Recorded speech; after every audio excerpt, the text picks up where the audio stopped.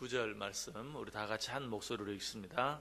의인의 입은 지혜로우며 그의 혀는 정의를 말하며 그의 마음에는 하나님의 법이 있으니 그의 걸음은 실족함이 없으리로다. 아멘.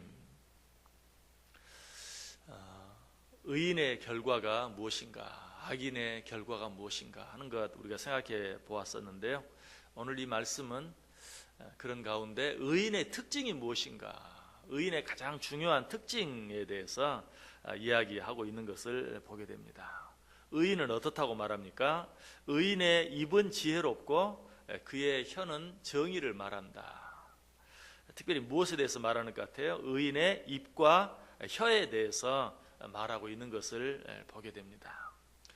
그렇습니다. 의인은 늘 그 입에서 하는 말이 항상 지혜롭고 정의로운, 늘 지혜로운 말을 하고 정의로운 말을 하는, 이걸 좀 쉽게 말하면 의인은 할 말과 해서는 안 될 말을 구별할 줄 아는 사람이, 뿐만 아니라 의인은 모두에게 유익이 되는 말과 또 모두에게 해가 되는 말을 구별할 줄 아는 자, 이런 자가 의인이다. 무엇보다도 그런 것들을 구별할 줄만 알 뿐만 아니라 의인은 해야 할 말만 하고 해서는 안 될 말은 하지 않을 줄 아는 자. 좀 더 쉽게 말하면 어떤 자예요? 말을 조심할 줄 아는 자. 해야 할 말은 하지만 해서는 안 될 말은 하지 않을 수 있는, 항상 그 입과 혀를 조심할 수 있는 자, 이런 자가 의인이다라고 이야기하고 있어요. 왜 이토록 우리의 입의 말, 우리의 혀의 말이 중요할까요? 우리가 너무나 잘 아는 것처럼 우리의 입과 혀에서 나오는 말은 우리의 모든 것을 결정하기 때문에 그래요. 야고보서 3장에 우리 입의 말과 혀의 말이 얼마나 중요한지 너무나 잘 나타나 있죠. 야고보서 3장 2절 이하에 보면 우리가 다 실수가 많으니 만일 말에 실수가 없는 자라면 곧 온전한 사람이라. 말에 실수가 없다면 온전한 사람이라. 이 말을 다른 말로 바꾸면 뭐예요? 말에 실수가 없는 자라면 그 사람이 곧 의인이다 라는 그런 말이죠. 그래서 오늘 본문은 말하고 있는 것이, 입의 말이 지혜롭고 입의 말이, 혀의 말이 정의로운 자, 이런 자가 의인이다. 다윗은 이 사실을 분명히 알았어요. 그래서 그는 의인의 가장 중요한 구성 요소 가운데 하나라고 할 수 있는 입과 혀, 즉 입의 말과 혀의 모든 말들을 조심할 수 있게 해달라고 항상 하나님 앞에 기도했던 것을 보게 돼요. 여러분, 우리 입의 말과 혀의 말을 조심해야 한다는 사실은 알지만 우리의 입과 혀를 마음대로 조절할 수 있고 우리의 입과 혀를 마음대로 다스릴 수 있는 사람은 아무도 없어요. 아까 읽었던 야고보서 3장 말씀 가운데 7절 8절은 이렇게 말해요. 여러 종류의 짐승과 새와 벌레와 바다와 생물은 다 사람이 길들일 수 있고 길들여 왔거니와 혀는 능히 길들일 사람이 없나니 쉬지 아니하는 악이요 죽이는 독이 가득한 것이라. 세상의 모든 생물들은, 심지어는 곤충까지도 길들일 수 있지만 그러나 우리 입, 우리 혀는 능히 길들일 사람이 없다라고 말하고 있어요. 그렇다면 어떻게 우리가 우리 입의 말과 혀의 말을 조심할 수 있을까요? 그렇게 하는 데는 하나님의 도움이 필요해요. 내 노력만 가지고 되지 않아요. 하나님의 도움이 필요해요. 그래서 우리는 하나님의 도움을 구할 수 있어야 돼요. 다윗은 이 사실도 알았어요. 여러분, 다윗은 어떤 자였습니까? 다윗은 양을 키우는 목자였어요. 그래서 가끔 그 양을 공격하는 사자와 곰들이 있었는데 성경은 뭐라고 말하죠? 다윗은 그 양을, 자기 양을 해하려고 하는 그 사자와 곰까지도 쳐 죽일 수 있는 그런 힘이 있는 자였던 것을 우리가 보게 되죠. 뿐만 아니라 다윗 하면 제일 먼저 생각나는 사람이 누굽니까? 골리앗이죠. 다윗과 골리앗의 싸움, 누가 이겼어요? 다윗이 이겼어요. 물맷도 다 하나로, 엄청난 무기나 수많은 군사들로도 이길 수 없었던 골리앗을 쳐 죽여 쓰러뜨렸던 그런 다윗을 보게 돼요. 그로 인해서 어때요? 다윗을 따르는 사람이 수도 없이 많은, 만만이 다윗을 따르게 되는 그런 일들 우리가 보게 돼요. 그럼에도 불구하고 이처럼 곰과 사자를 쳐 죽일 수 있고 골리앗을 쓰러뜨리고 그로 인해서 수많은 사람들이 자기를 따르게 하는 그런 사람이었지만, 그러나 다윗은 고백이, 그러나 내 이 작은 입과 혀는 내 마음대로 할 수 있고 그것들은 능히 내 마음대로 다스릴 수 없다는 것을 다윗은 알았어요. 그래서 다윗이 어떻게 합니까? 시편 141편에 보면 이렇게 하나님께 기도해요. 시편 141편 3절에서 여호와여 내 입에 파수꾼을 세우시고 내 입술의 문을 지키소서. 내 입술에 파수꾼을 세워주시고 내 입술의 문을 지켜달라고 하나님께 기도하고 있는, 하나님의 도움을 구하고 있는 모습을 보게 돼요. 자, 누가 의인이라고요? 입과 혀를 조심할 수 있는 자, 말을 조심할 수 있는 자. 그러나 이 세상에 그렇게 할 수 있는 사람이 아무도 없다고 그랬어요. 그럼 우리는 어떻게 해야 되겠어요? 우리도 다윗처럼 하나님께 기도해야 돼요. 하나님, 우리의 입술을 지켜주옵소서. 우리 혀의 모든 말들을 지켜주옵소서라고 하나님께 기도할 수 있어야 돼요. 또 야고보서가 하는 말이 있어요. 우리 입술의 말과 우리 혀의 모든 말들은 불과 칼과 같아서 이 세상에 있는 모든 것들을 삽시간에 불태워 없애버릴 수 있는 것이다. 말은 그토록 무서운 것이다. 또 뭐라고 말하죠? 우리 입술의 말, 우리의 혀의 말은 사람을 죽이기도 하고 살리기도 한다. 얼마나 무서운 것입니까?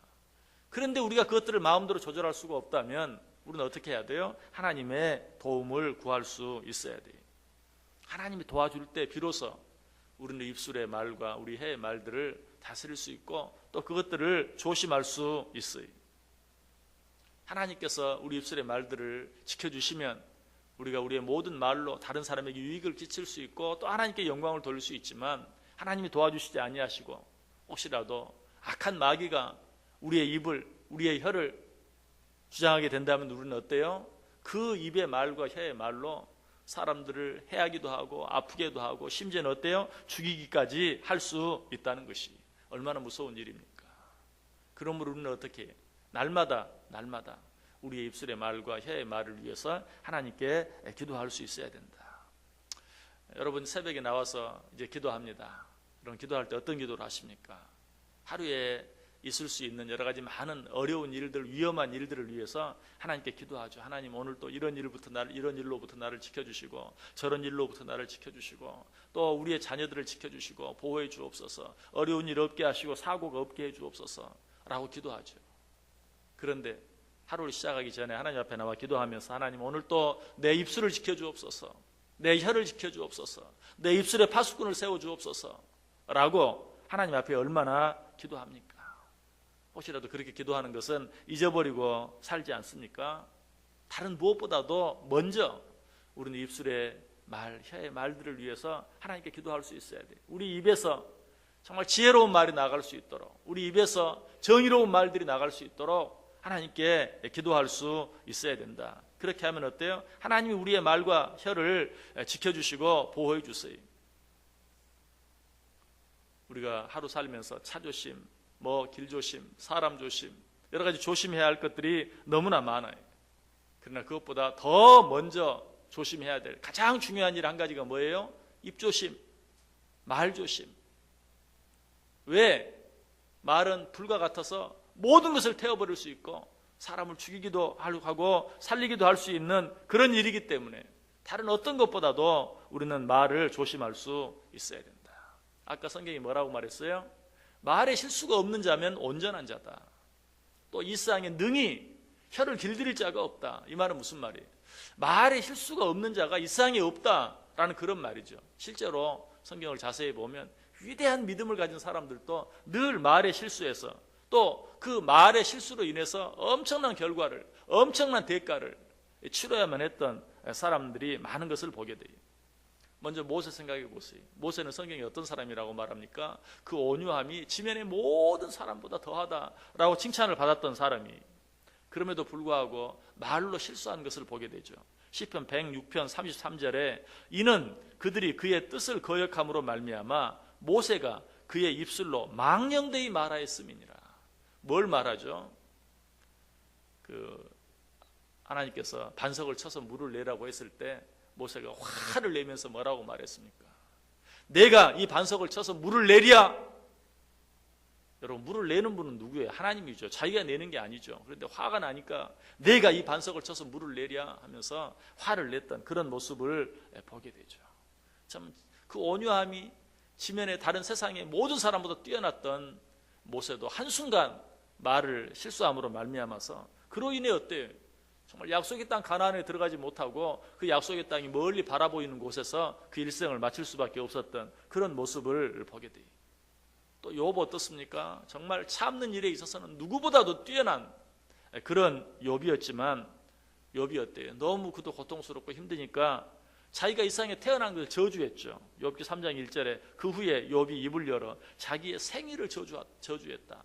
입을 열어 자기의 생일을 저주했다. 나를 왜 이 세상에 보냈습니까? 나를 이 세상에 왜 태어나게 했습니까? 하나님을 향해 원망한 거죠. 불평한 거죠. 욥도 이처럼 실수할 때가 있었다.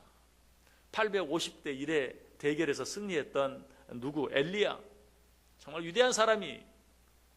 그런데 그도 어때요? 차라리 나를 죽여주옵소서라고 또 말로 실수하고 말았던 것을 보게 돼요. 예수님의 수제자였던 베드로. 이 세상 모든 사람이 예수를 버린다 할지라도 나는 버리지 않겠습니다. 그렇게 자신 있게 말했던 베드로. 그러나 어때요? 지극히 약하고 작은 여종 앞에서 예수 그리스도를 부인하면서 나는 모른다. 내가 예수 그리스도가 누군지 모른다. 나는 저 사람과 아무 관계가 없다. 역시 입으로, 한 입으로 어때요? 두 말하는. 다른 사람 다 버린다 할지라도 난 버리지 않겠다. 그랬다가 나는 저 사람 모른다라고 단번에 버려버린 한 입으로 두 말하는 그런 엄청난 실수를 저지르고 마는 것을 보게 돼요. 실제로 그래서 한 입으로 두 말하는 것에 대해서 또 아까 우리가 생각했던 야고보서에서 분명히 이야기해요. 야고보서 3장 9절 이하에 보면 이것으로 우리가 주 아버지를 찬송하고 또 이것으로 하나님의 형상대로 지음을 받은 사람을 저주하나니 한 입에서 찬송과 저주가 나오는도다. 내 형제들아 이것이 마땅하지 아니하니라. 샘이 한 구멍으로 어찌 단물과 쓴물을 내겠느냐. 그럼에도 불구하고 우리는 어때요? 입으로 한 입으로 두 말 하는 그런 실수를 저지를 때가 너무나 많아요. 그러지 않은 사람이 없어요. 그러므로 우리는 어떻게 해야 된다고요? 주여 오늘도 내 입술에 파수꾼을 세워주시고 내 입술의 문을 지켜주옵소서라고 하나님께 기도할 수 있어야 돼요. 자, 그럼 기도만 하면 됩니까? 아니, 기도하고도 또 우리가 할 수 있는 최선을 다해서 우리가 말 조심하기 위해서 애를 쓸 수 있어야 돼요. 시편 39편 1절에 보면 다윗은 하나님께 내 입술에 파수꾼을 세워달라고 기도할 뿐만 아니라 실제로 어떻게 했어요? 자기 입에 재갈을 먹였던 것을 보게 돼요. 내가 말하기를 나의 행위를 조심하여 내 혀로 범죄하지 아니하리니 악인이 내 앞에 있을 때에 내가 내 입에 재갈을 먹이리라. 다윗은 하나님께 기도하고 또 자기 입에 재갈을 먹이고 자기 입의 모든 말들을 조심한 것을 보게 돼요. 그가 어떻게 자기 입에 재갈을 물렸습니까? 그 다음 절 시편 39편 2절에 보면 내가 잠잠하여 선한 말도 하지 아니하니 나의 근심이 더하도다. 얼마나 말을 조심했는가? 선한 말도 하지 않았다. 선한 말도 하지 않을 만큼 말을 조심한 것을 보게 돼요. 여러분 사실 말을 조심한다. 말을 정말 조심한다. 아까 말씀드렸죠? 말을 조심한다고 조심할 수 있는 게 아니. 세상에 그렇게 할 수 있는 사람이 없다고 그랬어요. 정말 말을 조심한다는 건 무엇인가? 말을 적게 하는 것이고 말을 하지 않는 것이. 전도서 5장 2절에 말하죠. 너는 하나님 앞에서 함부로 입을 열지 말며 급한 마음으로 말을 내지 말라. 하나님은 하늘에 계시고 너는 땅에 있음이니 그런즉 마땅히 말을 적게 할지니라. 말을 조심한다는 건 다른 게 아니. 조심한다고 조심해지는 게 아니. 여러분 똑같은 말도 상황에 따라 달라져요. 똑같은 말도 듣는 사람에 따라 달라져요. 듣는 사람이 기분이 좋으면 괜찮고 듣는 사람이 기분이 나쁘면 똑같은 말인데도 그 사람에게 해가 되는 말이 되고 결국은 나에게 해가 되는 그런 말이 될 수밖에 없어요. 말을 조심하는 것은 뭐라고요? 말을 적게 하는 것. 그것 외에 다른 방법이 없다. 그런데 우리 인간들은 어때요? 말을 하지 않고는 살 수가 없어요. 말을 해야 돼요. 자, 그렇다면 우리는 어떻게 해야 될까요? 사람을 향해서는 입을 다물고 하나님을 향해서 입을 열 수 있어야 돼요.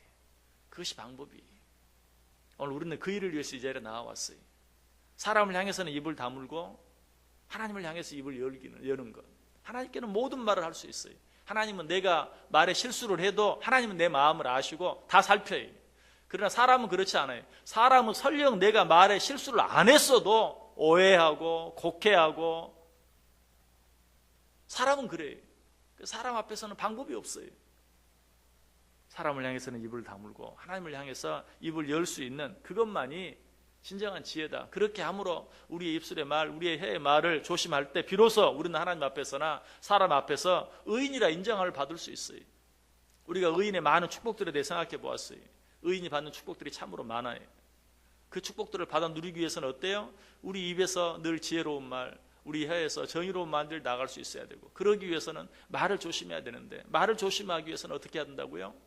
하나님께 도움을 구할 수 있어야 되고, 사람을 향해서는 입을 다물고 하나님을 향해서만 입을 열 수 있을 때 비로소 우리는 말을 조심할 수 있는 지혜로운 자가 되고, 그로 인해서 의인이라 인정함 받을 수 있고, 그렇게 할 때만 우리는 의인들에게 약속된 그런 은혜와 축복 하나님께서 붙들어 주시고, 하나님께서 그 자녀들과 함께 해주시고 하는 그 의인이 받는 그런 놀라운 은혜와 축복들을 받아 누릴 수 있다는 것이, 무엇보다 성경은 이렇게 말해요. 잠언 21장 23절에 입과 혀를 지키는 자는 자기 영혼을 환난에서 보전하느니라. 입과 혀를 지키는 것이 우리의 육신만 보존하는 것이 아니라 우리의 영혼까지도 환난에서 보호해 준다라고 이야기하고 있어요. 여러분, 오늘 하루 여러 가지 많은 기도 제목들 뿐만 아니라 내 입술과 내 혀를 위해서 기도하시길 바랍니다. 말을 조심할 수 있게 해달라고, 하나님이 내 입술에 파수꾼을 세워달라고 기도하시길 바라요. 이처럼 하나님께 모든 것을 아뢰고, 사람들 앞에서는 말을 적게 하고 말을 하지 않고, 사람들 앞에서는 입을 댈 수 있는 대로 다문으로 말미암아서 하나님 앞에서나 사람 앞에서나 의인이라 인정을 받고, 시편 37편에 의인들에게 약속된 그 놀라운 은혜와 축복들을 풍성하게 받아 누리며 살아갈 수 있는 복된 인생들 꼭 되시기를 주님의 이름으로 간절히 축원합니다. 기도하겠습니다.